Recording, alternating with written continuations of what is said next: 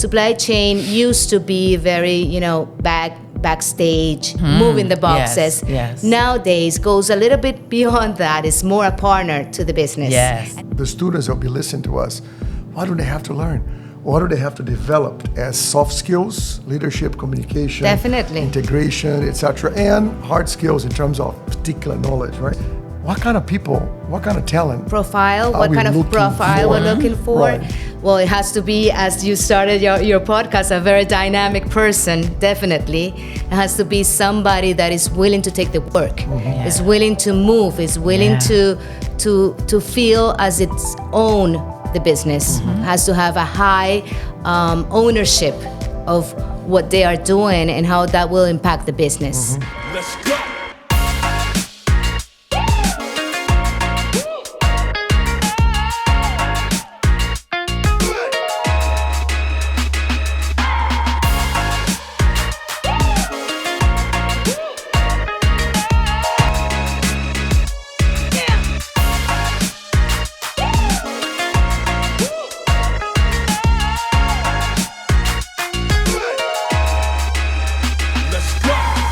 Good afternoon and welcome. I am your host, Dr. Miya Burt-Stewart, and today we are again in AU Studios and we have dynamic guests for you today. I want to again thank you, as I always do, for thinking enough of us to join us and take the time to listen to our podcast and hear information that's designed for you, our viewing and our listening audience. Today we have in the studios with us two very interesting and dynamic individuals. We have first Global Supply Chain Management Executive and Consultant, Ms. Carmen Del Pino, and we have our very own Director of Career Services and Supply Chain Management Expert by way of Information Technology, Mr. Alex Lima. Hello. Hello. How are you? Thank you for having us. Absolutely. Thank you for joining us. Thank you for thinking enough of AU Studios that you would come out and that you would share your knowledge and your expertise. And then, Professor Lima, you always make a contribution. Thank you. The podcast is complete as long as you're in the house. How about great. that? That's wonderful. So without further ado, Ms. Del Pino, we want to certainly give you the Carmen, floor. please. I'll take it. Carmen, we want to give you the floor. And, I introduce you as a global supply chain management expert and consultant. I'll let you lead the way and just tell us a little about your background. Give us the intro to global supply chain management, what that is, and what that looks like today. Well, I've been over 20 years in supply chain and been able to cover several parts of supply chain. Supply chain is a very extent area, right? You go from purchasing, procurement, up to customer service and going through logistics and planning. So it's quite wide. And I've been able to go through all of them. All of that in your 20 years. Yeah. Awesome. So it's been a good experience along the way. And, one of the things that a lot of people ask me about is if I want to go to a career in supply chain, why would I? I mean, what is it? What is supply chain? Sure. So some of the times what I do is try to explain them, how do we add value? I mean, supply chain used to be very, backstage and doing the boxes, moving the boxes. Yes. Nowadays goes a little bit beyond that. It's more a partner to the business. Yes. And it's a partner to the business because we contribute from buying correctly. I mean, we start having all those relationships with our suppliers in order to have the supply, right? Sure. And doing that on time and doing it correctly with the right prices, with the right planning, with the right mindset of, you know what, I want to get the best price with the best savings, and that being able to translate that into a bottom line, into profit. And that's what the business looks for. I mean, what business doesn't want to have profit, right? Absolutely. And then after that, after you do that, okay, I have all my supply from my suppliers, and then I have to produce it right also. I need to do my production in a right way in order to have it on time. And I need to have my customers happy. I need to have them with their orders fulfilled. I need to have them. Final product needs to be perfect. Needs to be perfect. Yes. Needs to be on time. Yes. And customer needs to be satisfied. Yes. So when you think about all this, the contribution that a person in supply chain does is really high. It's really important. And people in supply chain needs to not only think about it that way, but also start getting all the understanding, all the systems, starting to have all the capability or having trainings in order to go towards that and ensure that they are actually using the tools in a way, IT, right? And how to use the tools in a way that give them also benefits, so they stop doing all that manual work and start working more in terms of thinking, my strategy, how do I fulfill this better? How do I grow the business and help the business grow? Strategy. You said Strategy. something that's key. Strategy, right? Yes.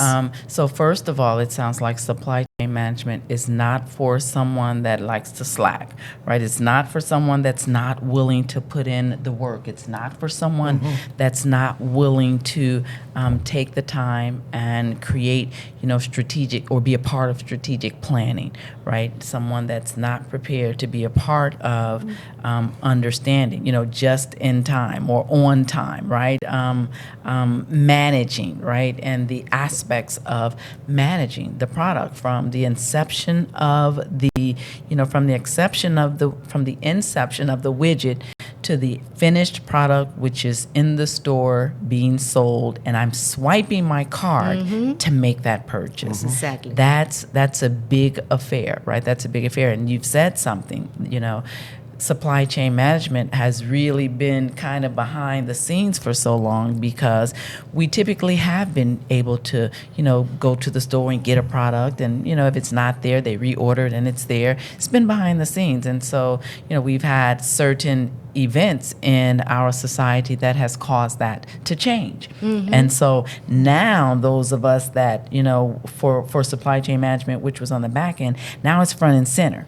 Because I can't get, for myself, I have a vehicle that I couldn't drive for 8 months because they couldn't get the part. The spare parts.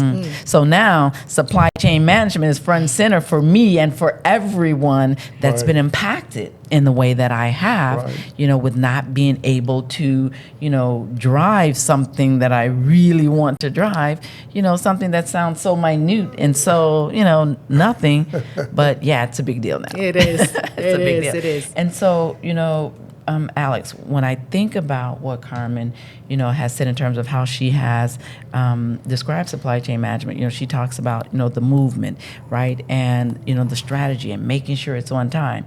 Listen, and she talked about, just understanding really the processes and what it takes to get there. Without technology, supply chain management doesn't exist. Am I right or wrong? Yeah, no, that's true. Supply chain is today still a little bit behind in the technology development.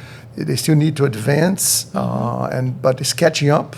And to some extent is victim of its own success because it's so complex, so many variables, so many processes, integration points, that it makes it difficult to implement technology successfully. And by global nature, or regional nature, or country nature, it's already a complication on itself. Yeah, but one question I have for you, Mrs. Carmen, is about the talent. What do you think from this technology discussion, the disruption discussion, the global trends? What kind of people, what kind of talent Profile, what kind of profile we're looking for? Right. Well, it has to be, as you started your podcast, a very dynamic person, definitely. It has to be somebody that is willing to take the work, is willing to move, is willing to feel as its own the business, has to have a high ownership of what they are doing and how that will impact the business. So that kind of profile is very important. Also somebody that is very keen on using the tools.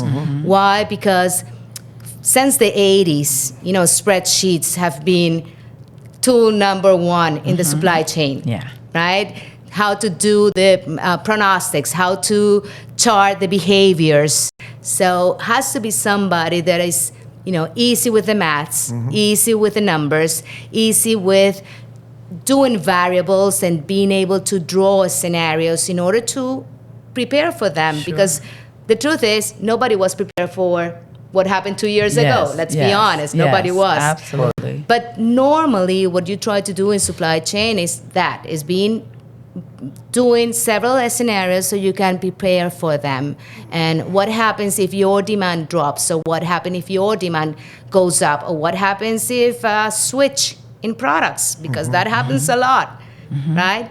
So people need to be very proactive. Right. Have to be very speedy. I mean, you need to, although you have to have vision and you have to be strategic, you need to be very tactic sometimes and being able to respond in a fast way. So forecasting, definitely someone, that understands, right, the importance of forecasting, right? Yes. And then also always being positioned for the unexpected. Yeah. Right? Always being ready for the unexpected. I think that certainly in business, we do that, right? To the extent that when you talk about forecasting, in 10 years, we anticipate that business will, build by, $3 billion. But that $3 billion looks like, we will have an increase in production in chips, right? We'll have an increase in production in Mustangs. Well, they forecast what they anticipate an increase in production in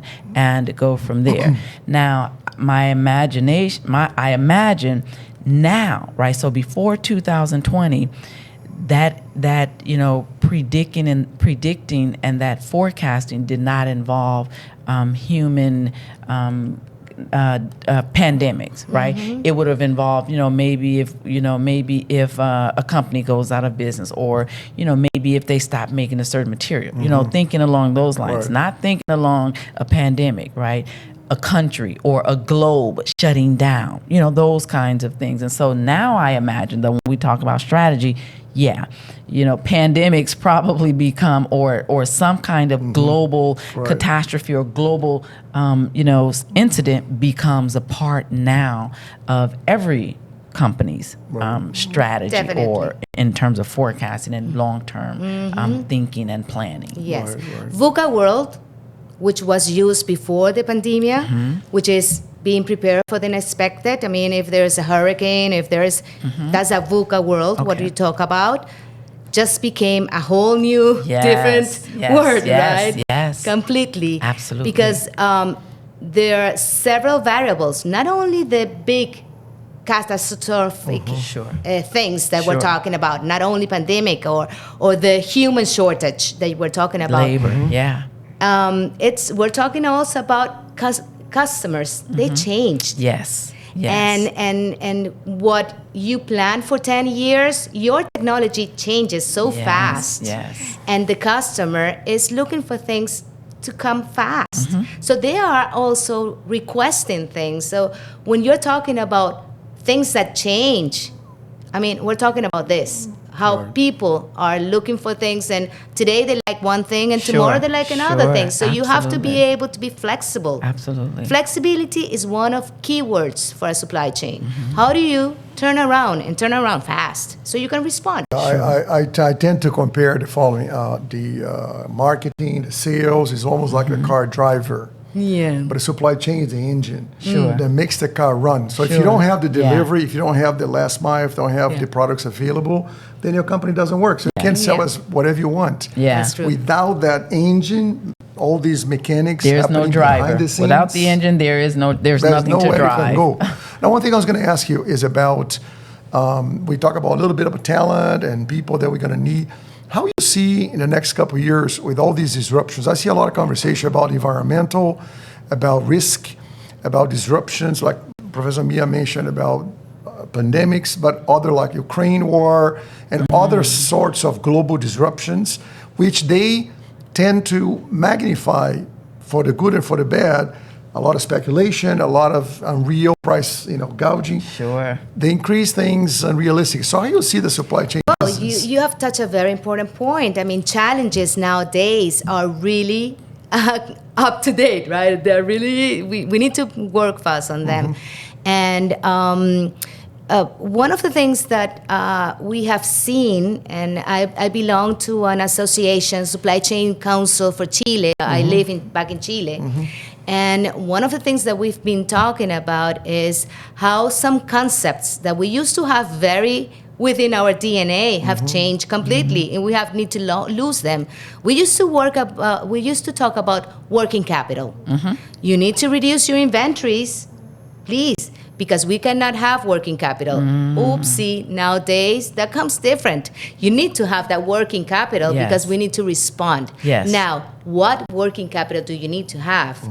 That's the question. No, it is how do you have those spare parts? How do you have that inventory which is able to move to other products? I mean, how do you standardize more and more? So standardization is one of the keywords now. Try to have parts that can be used in different products, not just one. Okay. Okay, that is one. The other one is globalization. Not so much now, because what you are trying to do is you need to get the supply. So usually what you used to do is you went abroad to other continents to get the products. Nowadays you say, I'd rather have it close, or at least I'd rather have alternatives suppliers, because I cannot get, I will have some with nice price and better, but I need to have something that's faster and that I can ensure that I will have that. Diversify your So do you your vendor base or diversify? supply base. You start to qualify more and more suppliers, which is a great opportunity for new businesses also, right? Sure. But then what you're trying to do is I need to have more within my region. So I can access to that. Absolutely. So that is really important to have that. The other part is just in time. Well, no, we were talking a few words ago. It's working capital.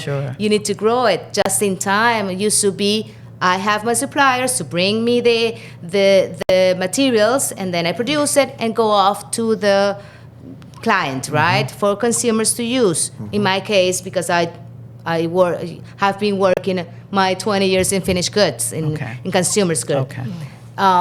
So just-in-time was key to have lower inventories. Nowadays, just-in-time change. It's not more just-in-time. Absolutely. It's not at all just-in-time. And then we have the other parts that you were talking about, environmental, which is key, and safety. So you see more and more managers, supply chain managers, that are also taking over things that have to do with safety and security and environmental. Why? Because access to trucks everywhere, it's dangerous.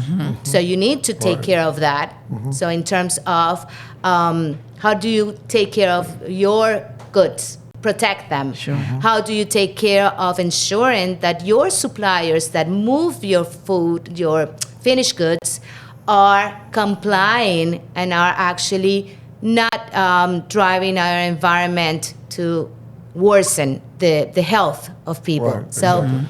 yes, part of supply chain, what they are taking over, if it wasn't enough with having procurement, planning, logistics, and customer service, now they have to take care of this, because you do have a responsibility as a company of what your suppliers do when they transport. And interestingly enough, you touch on two things, safety and environment, and I see them, and you mentioned rail, right? I think about now. And so with again, as a result of what has happened in the last 2 years, I see that there is more of an influx of rail traffic, right? With that, we still have individuals that like to try to beat the train. I'm finding, I've reading in the Wall Street Journal, between the Wall Street Journal and Bloomberg, I'm hearing more about rail companies, Intermode, CSX, and some of the other big boys. They've become more instrumental in giving locals, right, putting more dollars into local cities for more not activities, but more safety measurements. I noticed in particular cities that now there used to be a rail crossing and there were just the two arms that would come down. Well, now I'm seeing that there are poles that divide the street so that you cannot go around the arm. You can no longer try to beat the train by going around the arm. You have to stay there, because if you take your car to go into the pole, you're going to damage your car. Of course. It's you damage sad, yourself, but it's true. But this is one of the ways that rail, has gotten more engaged Involved from a in- safety standpoint. And then when you talk about the environment, now this is the piece that we really, I guess I certainly have to investigate more. And And Carmen, so do- you may know so- more. No, I do have because to investigate more. I'm not an expert traffic on is up, hands down. Traffic Everywhere. on the rail, particularly on the waters, traffic is up. And so from an environmental standpoint, listen, I want to know what that means and what that looks like, and what's happening. More importantly, I want to know what actions and what steps are being taken to help, right? I was reading another article or either looking at the news or something, but I remember hearing that they were talking about the glaciers, right? But from the early 1900s to now, more than 50, 60% or something like that of it has melted. It's like, you've got to be kidding me. And they were attributing most of that, 9/10 of that, to the environment, right? Dirty air.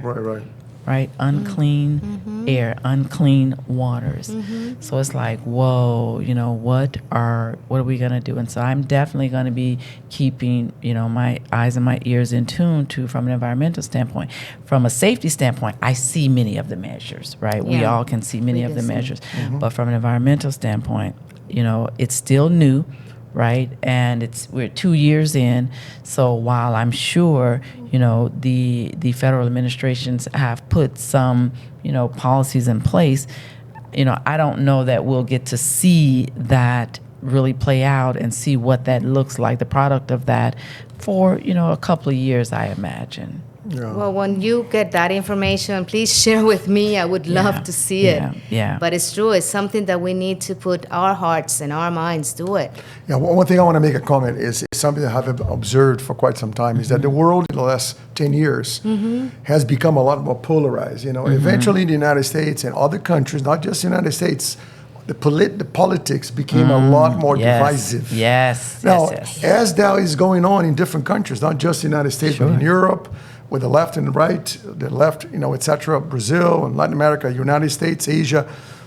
Now we have been moving or trying to move to more customer-centric or omni-channel kind of business. Yes. But the customer is kind of always right. Yes. I think that the challenge of supply chain, in my view, if I can net it out, is about precision. So the supply chain needs to be precise in what it delivers, how it delivers, how safety delivers, what is the impact on the environment that it does. So it's all about precision. But no wonder why we see so many, for example, artificial intelligence projects or machine learning projects to try to understand these interconnected elements and the patterns that are generated in the supply chain activity. So I think we are living a very strange but very interesting world in that sense, because the more Reverse confusion we learn a lot. Right? It's really a headache. Yeah. Reverse Absolutely. logistics. And with omni-channel, it comes worst. Because usually you used to go to one, your store, give it back, and that was it. But now that you have so many channels to work with, and you don't want to wait, and you will just want to return that, and I want to get back. I mean, this as fast as I got it. So as you're saying, that is such a challenge now. Super difficult. Absolutely. Super difficult. And I keep thinking about how we prepare our talent. How we prepare for the students that will be listening to us. What do they have to learn?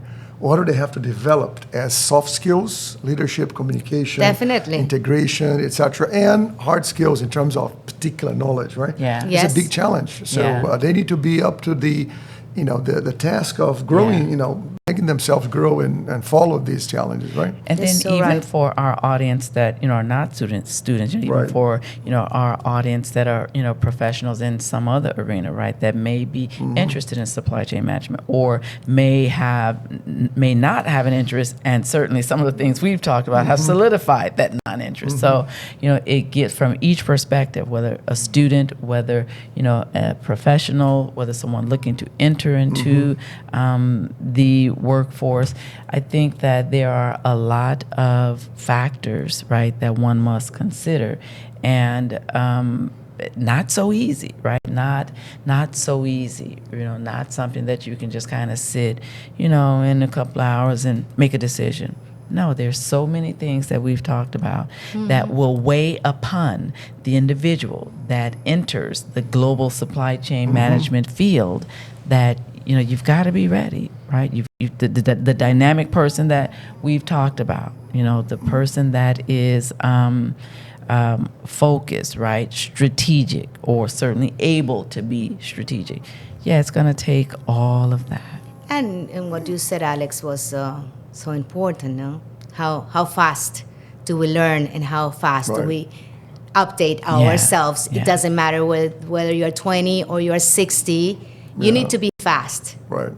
In getting And up. I tell people, supply chain is great because there's a lot of entry points, but it's also bad. There's a lot of exit points. If you don't do well, there's many ways to get you out. So Absolutely. That's it. Absolutely. So Absolutely. there's a pros the and pros cons. and the pros and the cons, right? The one thing that makes you great can be the same Can kick thing you out that very quickly. bingo. One thing that lets you in Yes. can be the very thing that That also lets you out. That's Yeah, right. kicks you That's out right. so So- rapidly. Right. That's right. So this has been awesome. This has been Thank just you. what we've needed, Carmen. You've come and you've delivered.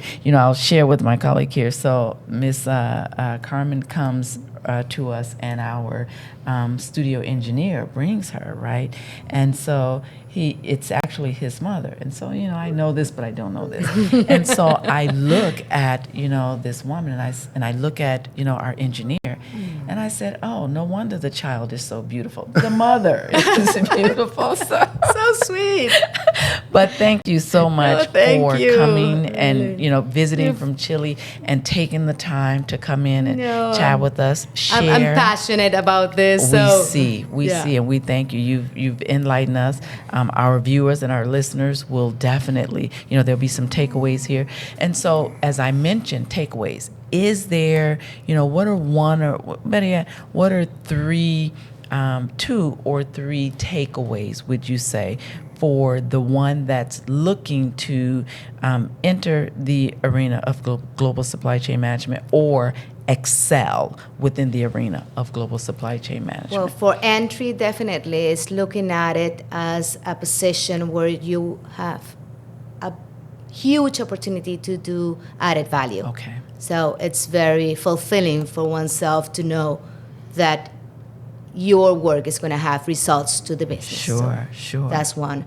And for excelling is, I think, many of the things that we've talked about is be focused,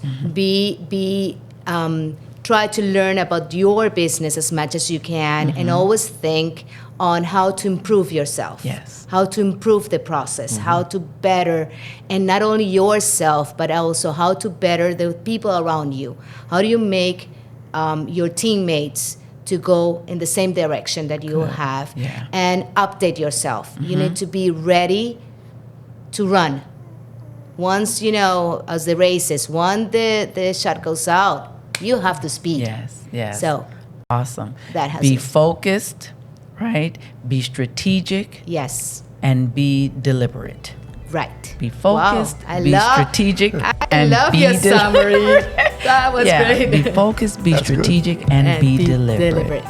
That's right. Thank you so much, Carmen. Thank you guys for having me. And with that being said, we're going to close out. I know that we could go on forever, and we yeah. hope that you'll come back and visit us the next time that you are here. I would love to. Visiting. Come back and sit with us. There's some other things. I know, the back end of this, before we got started, there was so much conversation about, which direction we wanted to go. And so we'd love to have you come back, and then we look at some of the challenges, right? Some of the changes that have that have taken place within supply chain management. Count on it. Absolutely. Thank you. And so with that, we want to again thank those of you that have tuned in to us and those that are listening and that will be viewing our podcast.